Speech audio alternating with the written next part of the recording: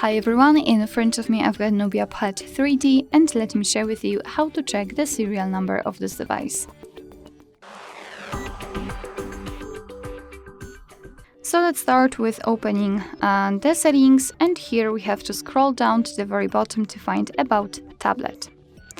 Now we have to localize the serial number, so let's maybe start with the model. Let's check whether we can tap on it. Fortunately we can, and the serial number will appear right there, which means that we do not have to enter any other sections to find it. It is actually at the top of this device, so here you can check the serial number of this device. Alright, so that will be all. Thank you so much for watching. I hope that this video was helpful, and if it was, please hit the subscribe button and leave the thumbs up.